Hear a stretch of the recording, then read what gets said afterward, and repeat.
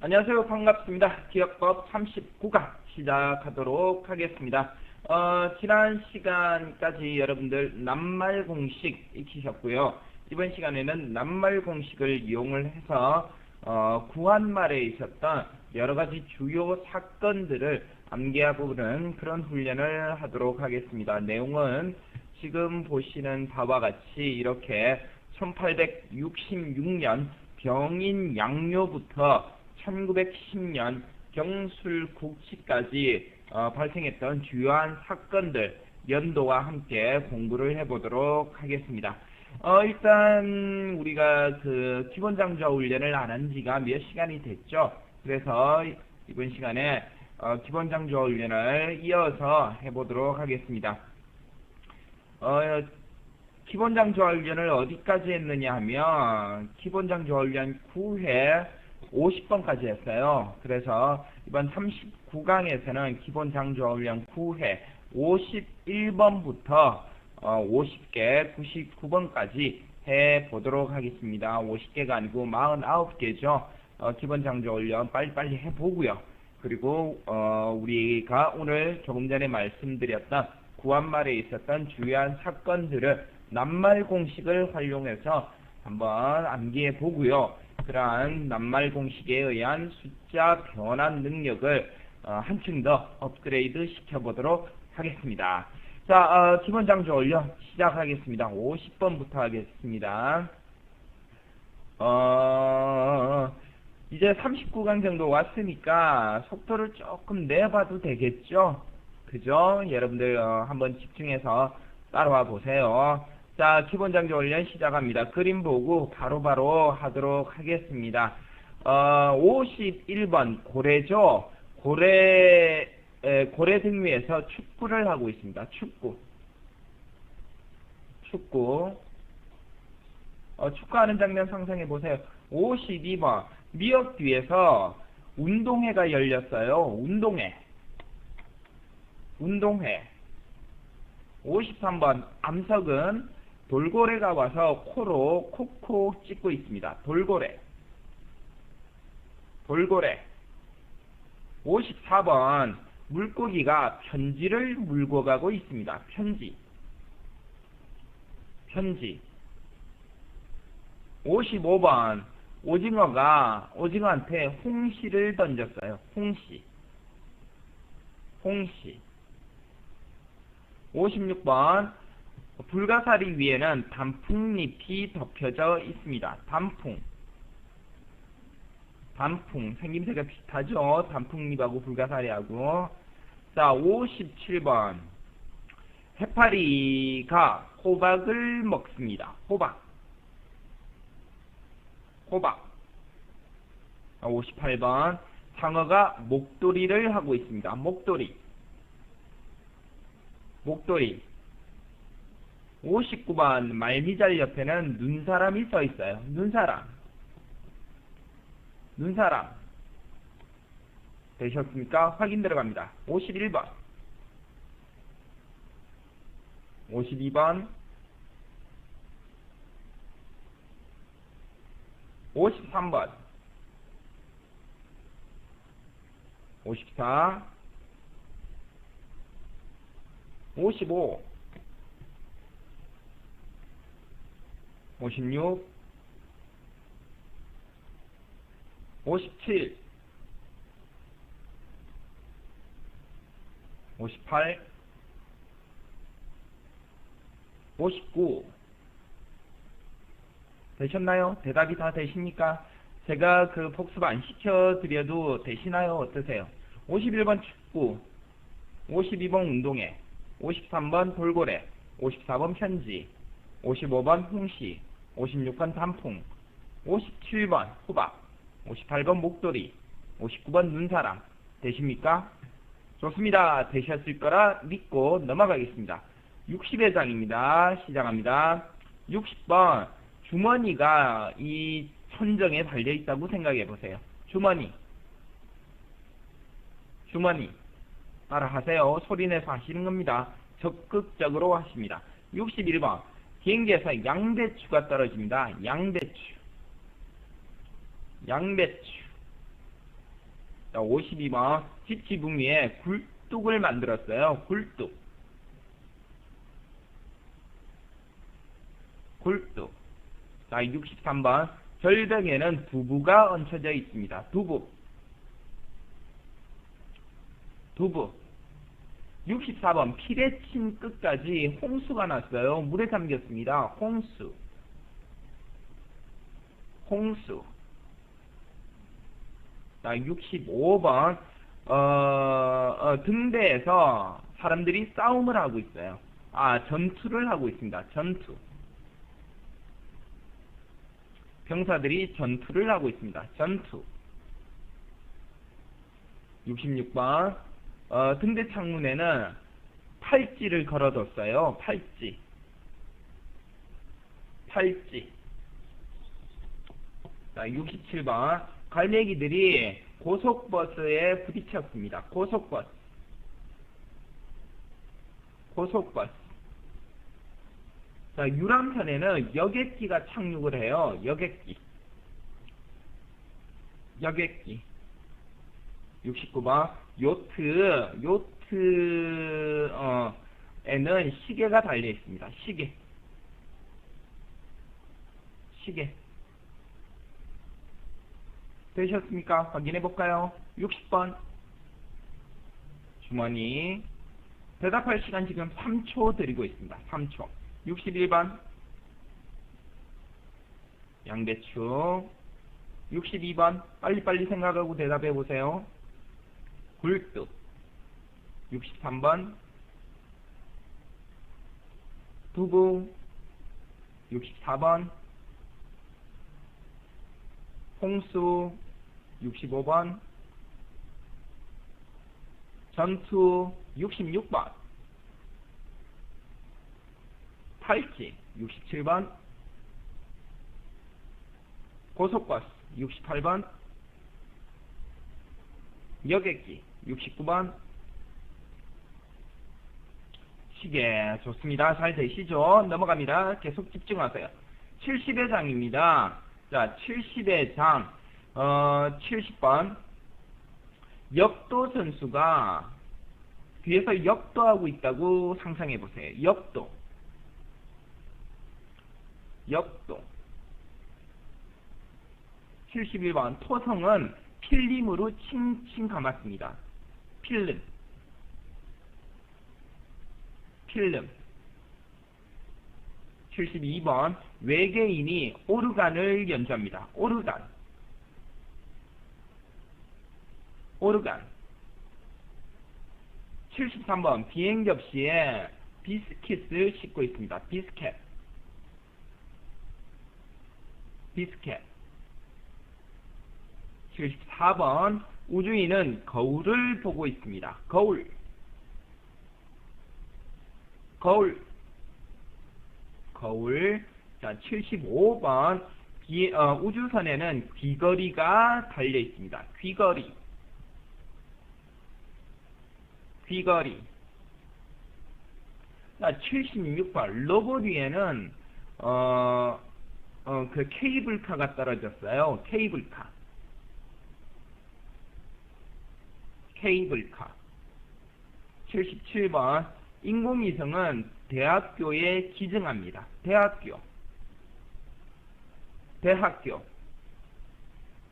78번 큰 별 뒤로는 유원지가 보입니다. 유원지. 유원지. 자, 79번 작은 별 위로 동물들이 한 마리씩 있다고 생각해 보세요. 동물원입니다. 동물원. 동물원. 되셨습니까? 확인 들어갑니다. 3초 안에 대답해 보세요. 70번 역도. 71번 필름. 72번 오르간. 73번 비스킷. 74번 거울. 75번 귀걸이. 76번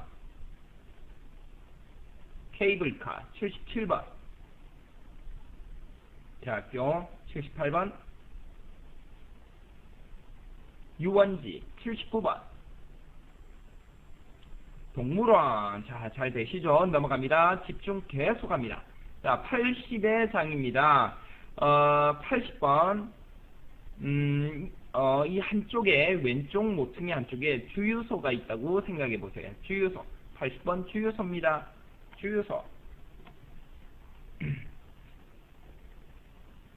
82번. 비둘기들이, 비둘기 뒤에 아파트가 서 있다고 생각하세요. 아파트. 아파트. 82번. 전광판에는 드럼을 치는 모습이 상영되고 있습니다. 드럼.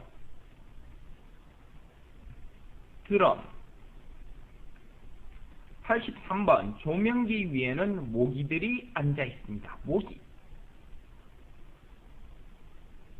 모기.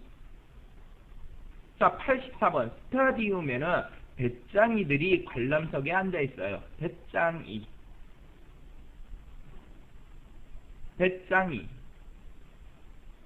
자, 85번. 성화에다가 버터를 녹입니다. 버터.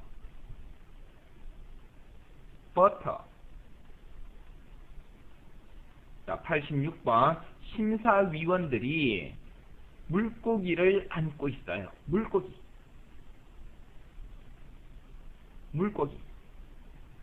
자, 87번. 에드벌룬은 호랑이가 와서 꼭 껴안습니다. 호랑이.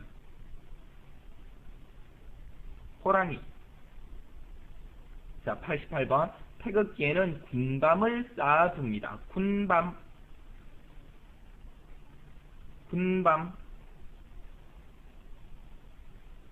자, 89번. 우승자가 머리에다가 간장을 부어요. 간장.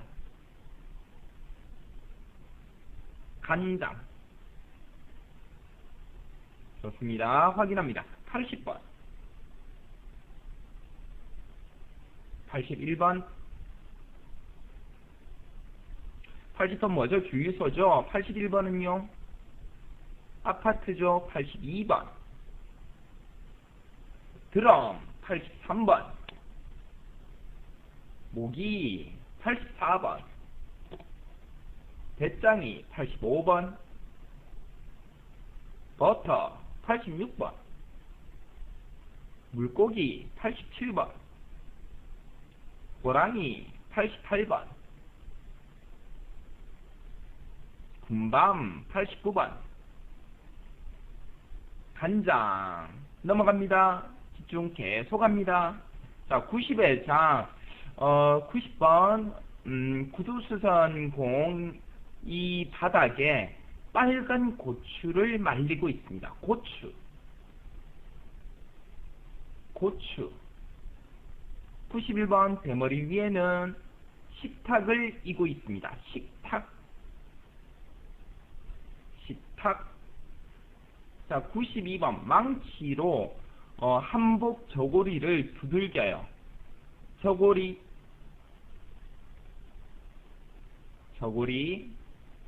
자, 93번. 송곳은 얼룩말이 와서 물고 갑니다. 얼룩말.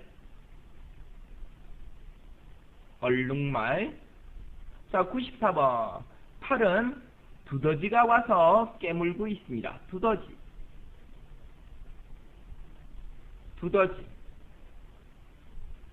자, 그 다음 손은요. 제가 말씀드려야 되죠. 자, 손에는 도둑이 와서 손을 꼭 쥐고 있어요. 도둑이 구두수성공 아저씨 손을 꼭 쥡니다. 도둑. 96번. 하이힐로 도자기를 깨트립니다. 하이힐 뒷굽으로 도자기를 깨트립니다. 도자기. 자, 97번. 손님을 바늘로 찌릅니다. 바늘. 자, 98번. 거울 위에는 제비가 앉아 있어요. 제비.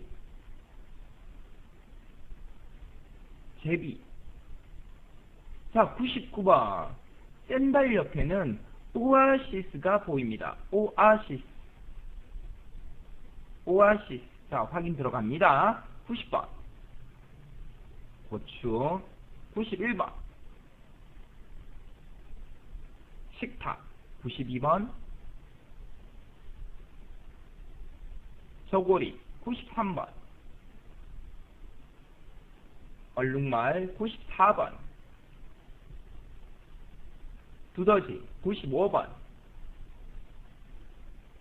도둑. 96번. 도자기. 97번. 바늘. 98번. 제비. 99번. 오아시스. 자, 조금 빨리 했습니다. 어떠세요? 다 되시나요? 끝나고 나면 어떻게 해야 된다? 노트에다가 51번부터 99번까지 장수한 거 다 한 번씩 적어보세요. 꼭 적어보세요. 귀찮아도 꼭 적어보세요. 아셨죠?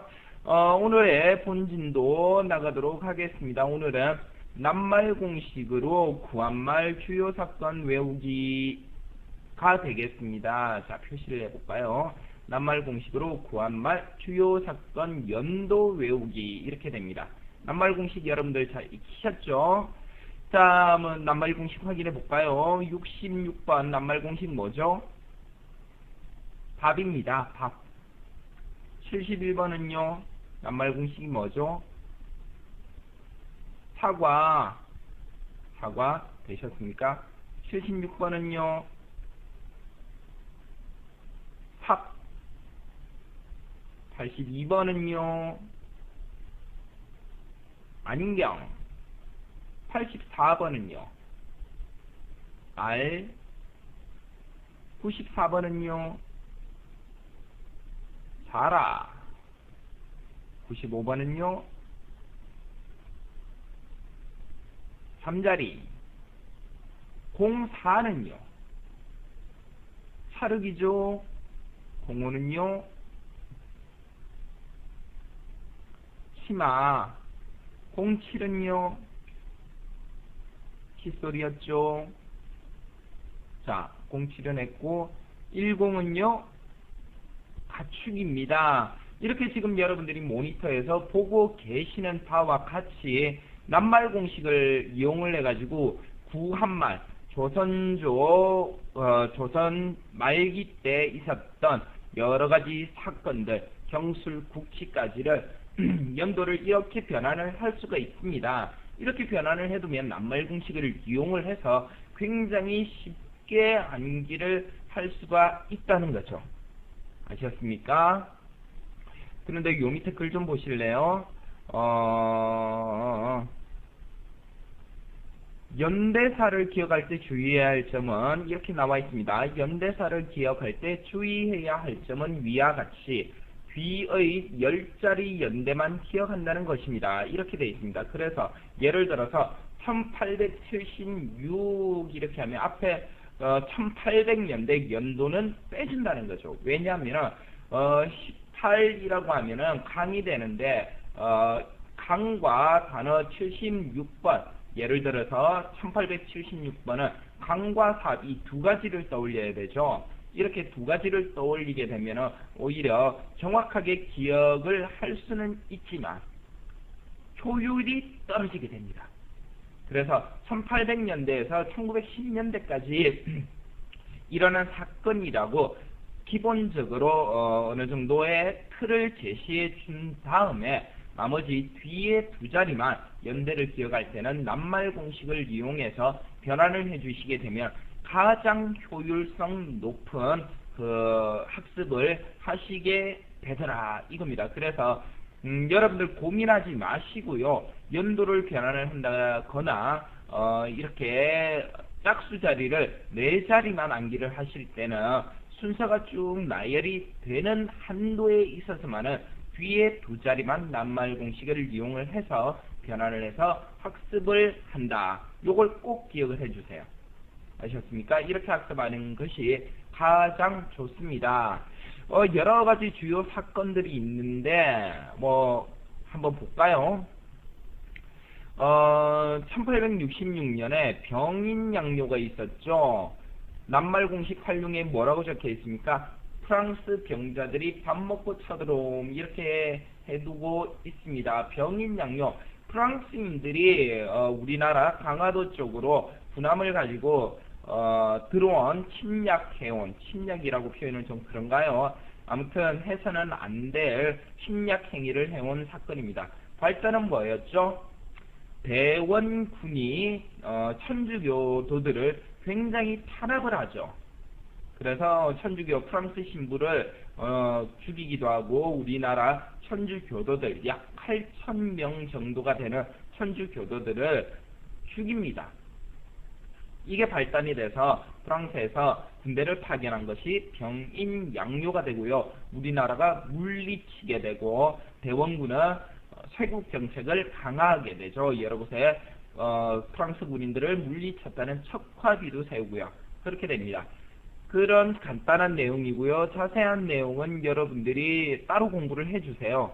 아셨죠? 그 다음에 신미양요 한번 보겠습니다. 신미양요는 병인양요는 프랑스가 쳐들어온 거고 신미양요는 미국이 쳐들어온 겁니다. 군함들을 몰고 또 강화도 쪽으로 우리 한성을 점령하겠다 그러면서 겁을 주면서 쳐들어온 사건인데 발단은 전에 있었던 1870년에 있었던 미국의 상선 저너럴 셔먼호 사건이 발단이 되죠. 상선이 마음대로 우리나라에 무역을 할 수 있게 허가해 달라 그랬는데 우리나라에서는 그때 허가를 안 해주게 되죠. 국법에 어긋나는 겁니다. 그 외국의 무역선과 교역을 하는 것은 국법에 어긋나기 때문에 싫다고 그랬는데 저너럴 셔먼호가 마음대로 계속 그 자기의 행보를 했기 때문에 우리나라 군인들이 저지를 하기 시작했고요. 저너럴 셔먼호 그 상인들이 선원들이 침략행위 그러니까 평민들을 죽인다든지 약탈을 한다든지 이런 짓을 해가지고 싸움이 일어나게 되죠. 그것을 빌미로 그 다음에 1871년 미국에서 군함을 파견해서 신미양요가 일어나게 됩니다. 이것 또한 물론 물리치게 되죠. 그래서 또한 척화비를 또 세우고 대원군의 쇄국 정책은 더욱더 강화되게 됩니다. 내용 간단하게 말씀드리면 이 정도가 되고요. 그 다음에 1876년에는 강화 불평등 조약이라 이렇게 모니터에는 표시가 되고 있는데 정확하게는 강화도 불평등 조약입니다. 강화도 불평등 조약. 일본과 맺은 조약이 되겠죠. 이 발단이 되는 것은 일본의 운요호 사건이 됩니다. 운요호라는 것은 일본이 가지고 있던 그 신식 군함이죠. 신식 군함을 가지고 뭐 우리나라의 해안선을 측량한다 이런 구실로 해서 강화도까지 이렇게 올라와 있다가 마음대로 군인들이 강화도에 내려가지고 그 하지 말아야 될 짓을 한 것을 우리 군인들이 저지를 하게 되죠. 이것을 계기로 일본이 그 다음해인 1876년에 군인들을 대거 보내게 되죠. 그래서 약탈 및 침략 행위를 하게 되는데 이때는 그 우리나라가 막아내지를 못하고요. 어쩔 수 없이 일본과 불평등 조약을 맺게 됩니다. 여러 가지 4개 정도의 불평등 조약을 맺게 되죠. 그래서 1876년에 일본에게 국권을 훼손당하는 이러한 조약을 맺게 되고요. 다음으로 넘어가겠습니다. 1882년에는 이모군란이 발생합니다. 이모군란이라고 하면 간단하게만 제가 설명을 드릴게요. 별기군이라고 해서 일본에서 지원한 신식 군대가 설치가 되게 되고요. 별기군 신식 군대입니다. 그리고 그 전에 있었던 여러 가지 군사 조직들은 통폐합이 되거나 축소가 되게 되죠. 거기다가 이러한 그 기존에 있었던 군인들에게 녹봉을 지급해야 되는데, 녹봉이라면 급료겠죠. 급료를 지급해야 되는데 13개월치의 급료를 우리 그 담당 기관에서 지급을 하지 않습니다. 13개월이면 1년이 넘는 기간인데 그동안 급료를 지급하지 않고 있다가 이 군인들이 90군대의 군인들이 거기에 반항을 하게 되겠죠. 당연히 반항을 하게 되니까 일부 급료를 한 달치를 지급을 하게 되는데, 담당 기관에서 그 급료에다가 쌀에다가 모래도 썼고 볏짚도 썼고 그렇게 해서 지급을 하게 되니까 그게 발단이 돼가지고 굉장히 큰 사건으로 번지게 됩니다. 90군대 군인들이 거의 다 참여를 하게 되고요. 많은 일본인들이 죽음을 당하게 되고요. 그리고 많은 우리나라의 관공서들이 관공서들을 우리 그 군란을 일으킨 군인들이 치고 들어가서 무기들을 약탈을 한다든지 그렇게 하게 되고 결국 궁궐까지 침입을 하게 됩니다. 왜냐? 이 모든 사건의 발단에는 지금 우리가 알고 있는 명성황후가 있다 이렇게 해가지고 명성황후를 처단해야 되겠다 이런 구실로서 궁궐까지 침입을 하게 되는데, 이때 명성황후는 다행히 그 궁녀들의 옷을 입고 다른 곳에 피신을 하게 되죠. 그래서 모면을 하게 되는데, 이렇게 이모군란이 조직적으로 일어난 게 된 것은 이모군란의 뒤에 누가 있었다? 대원군이 있었다 이겁니다. 대원군이 이모군란을 빌미로 다시 정권을 잡기 위한 어떠한 계획을 이행했다 이렇게 보게 되는 거죠. 그래서 이제 당장에 대원군이 다시 정권을 잡게 되면서 이모군란은 소강 상태에 접어들게 되고요. 그렇게 해서 이모군란은 막을 내리게 됩니다. 간단하게만 말씀드린 겁니다. 내용이 굉장히 많은데 제가 다 말씀드릴 수가 없죠.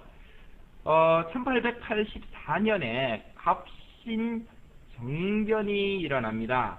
갑신정변이라고 하면 김옥균을 필두로 해가지고 일어난 3.1천하라고도 잘 알려져 있죠. 위로부터의 개혁이고요. 당시 우리나라는 전제 정권이었죠. 그러니까 왕이 모든 권한을 다 가지고 정치를 하고 있는 전제 정치 국가였습니다. 이것을 어떻게 바꾼다?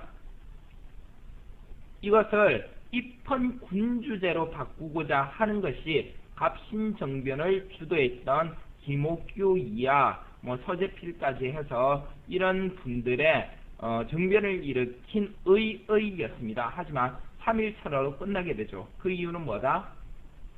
일본이 갑신정변을 군인을 파견해서 지원을 해주기도 했는데, 당시 조선에 머물고 있던 청나라 군대들이 더 앞세했기 때문에 일본이 아예 포기를 합니다. 대항하는 것을. 그래서 김옥균 등의 갑신정변 주동자들을 지원을 하지 못했기 때문에 이 갑신정변은 3.1천하로 끝나게 됩니다. 아셨죠? 다음에 1894년에 있었던 갑오경장입니다. 갑오경장이라고 하면 다른 말로 갑오개혁이라고도 하는데요. 이 갑오년에 일본이 굉장히 내정 간섭을 심하게 하게 되죠. 심하게 하게 되면서 일본이 여러 가지 제도의 변화를 가져오게 됩니다. 지시를 하게 되는 거죠. 그래서 갑오 개혁이 일어나게 되는데요. 단발령도 내려지게 되고요. 그러한 큰 사건이 되는 거죠. 단발령이라면 얼마나 큰 사건입니까? 그죠? 이러한 개혁을 이야기를 하고 있습니다. 이 갑오 개혁의 영향에 즈음하여 있었던 일이 청일전쟁이 일어나게 되죠. 청일전쟁에서 당연히 일본이 승리를 하게 되는 거고요. 그죠? 그 일본의 승리를 시작으로 해서 우리나라의 개혁, 1차, 2차, 3차 개혁은 더욱더 탄력을 받게 됩니다. 그 다음에 1895년에 굉장히 큰 사건이 일어나죠.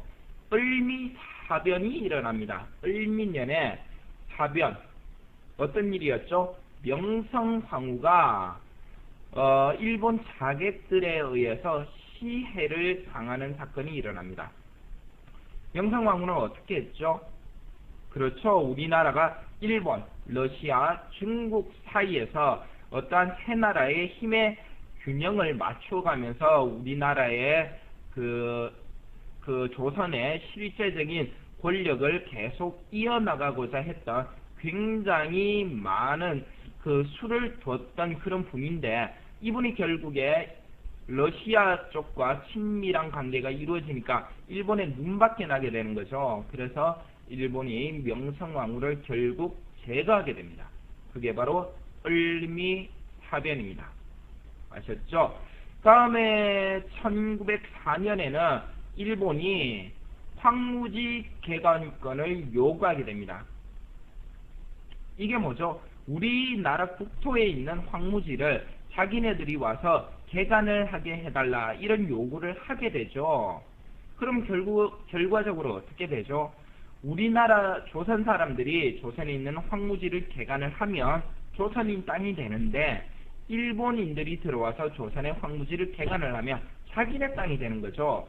이러한 그 계획이 있었던 겁니다. 그래서 황무지 개간권을 요구를 하게 되는데, 우리나라에서는 여러 사람들이 모여가지고 보안회를 결성을 하죠. 보안회를 결성을 해서 일본의 황무지 개간권 요구에 굉장히 강하게 반발하는 시위를 벌이게 됩니다.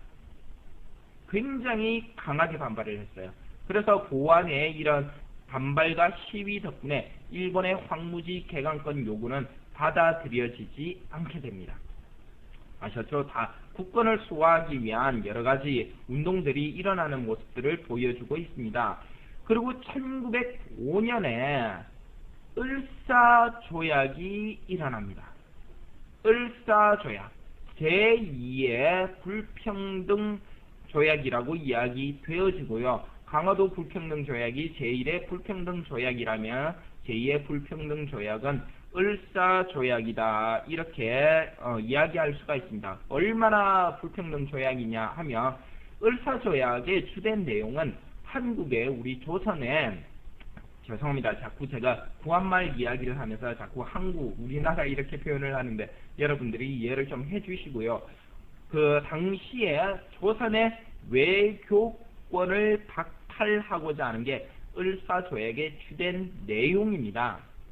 그러니까 외교권을 일본이 가져가겠다는 거죠. 조선의 외교권은 없다, 이렇게 되는 겁니다. 얼마나 심한 국권의 침탈입니까? 하지만 이러한 을사조약은 체결이 되게 되고요. 결국 조선의 외교권은 일본이 가져가게 되고, 이러한 외교권을 가져감으로 인해서 우리나라를 죄송합니다, 조선을 실제적으로 점거하기 위한 통감부가 설치가 됩니다. 일본이 통감부를 설치를 하고요. 이 통감부는 조선을 제대로 병참화시키려고 하는 의도가 있는 거죠. 병참이라고 하는 것은 다른 나라의 재산이나 이러한 것들을 자기 거화하기 위한 그러한 행위들을 이야기합니다. 이것이 을사조약이고요. 을사조약 덕분에 어떻게 되더라? 우리나라의 외교권은 박탈이 되고 통감부가 설치가 되게 되는 거죠. 자, 그에 이어서 을사조약 때 거의 국권은 침탈당했다고 보여지게 되는데, 이때 나타난 우리가 기억하는 친일파, 을사오적이라고 표현을 합니다. 이완용을 비롯하여 나머지 4명을 을사오적이라고 하는데, 고위 관료였어요. 그 5명이. 그래서 을사조약을 일본에서 요구를 하게 됐을 때, 고종, 당시에 조선 황제였던 고종은 을사조약에 승인을 하지 않습니다. 승인을 하지 않는데, 일본에서 군인을 투입해가지고 바로 대신 관료들한테 승인을 할래 말래 둘 중에 하나 선택을 해라 이렇게 강압적으로 나오니까 을사오적들은 을사조약을 승인을 해버리죠. 그 책임을 누구한테 돌린다? 고종한테 돌리게 되는 거죠. 고종은 어떻게 했는데 을사조약을 승인을 하지 않았는데도 불구하고 이 을사오적들이 동의돼가지고 을사조약은 체결되게 되고요. 일본은 을사조약이 승인된 국제조약으로서 효력을 가진다고 밀고 나가는 억지를 쓰게 됩니다. 그래서 고종은 어떻게 하게 되죠? 네덜란드 헤이그에 만국 평화회의가 열리는데 거기다가 나는 을사조약에 서명을 하지 않았기 때문에 을사조약은 무효다. 그래서 조선은 외교권을 그대로 가지고 있다는 내용들을 알리기 위해서 헤이그 특사를 파견을 하게 됩니다. 세 분의 특사를 파견을 하게 되는데 결국에 이것은 일본에게 발각이 되게 되고요. 일본의 방해로 고종의 의도는 이루어지지가 않게 되죠. 그래서 일본은 어떻게 하겠습니까? 고종을 어떻게 한다? 가만두지 않겠죠. 그래서 고종을 강제로 퇴위를 시키고 순종이 1907년에 가지처사였죠. 1907년에 조선 마지막 왕으로 즉위를 하게 됩니다. 그죠? 중요한 일이 되게 됩니다. 같은 해에 무슨 일이 있었느냐면 국채보상운동이 전국적으로 일어나게 되죠. 왜 국채보상운동이 일어나게 되었느냐면 이 속에도 일본의 조선을 완벽하게 지배하기 위한 의도적인 일 때문에 우리는 국채보상운동을 벌일 수밖에 없게 되는데요. 일본이 어떻게 했죠? 우리나라의 경제권을 완전히 뺏어야지만이 경제적으로 조선을 일본에 종속시켜야지만이 더욱 완벽한 병참화가 되지 않겠습니까? 그래서 일본은 어떻게 하는가 하면 조선에다가 자꾸 일본으로부터 차관을 얻게끔 유도를 합니다. 차관을 얻게 되면 어떻게 하죠? 병창기지화 하는데 철도를 부설한다든지 그러면 일본인 거주 지역에 시설을 확충한다든지 이런 데 돈을 사용을 하면서도 자꾸만 조선으로 하여금 국제적으로는 조선이 일본에게 차관을 얻게끔 하게 되는 거죠. 차관을 얼마까지 얻었느냐 하면은 1300만원 그 당시 돈으로. 그래서 이 1300만원은 우리나라가 갚아낼 수 있을 만큼의 부채의 한도를 훨씬 초과한 거죠. 그래서 이 국채를 보상을 하지 않게 되면은 거의 경제권까지 넘어가게 되는 거니까 이를 안 우리 조선의 지사들이 모여서 이러한 국채를 우리 조선의 민중들의 힘으로 갚아내자 해서 굉장히 대구에서 시작을 하게 되는데 굉장히 큰 운동으로 발전을 하게 됩니다. 주로 어느 분들이 참여를 하셨느냐 하면 여성분들이 참여를 하셨어요. 부인들이 모여가지고 조직을 결성해가지고 의연금을 모읍니다. 국채를 보상하기 위해서. 어떻게 모은다?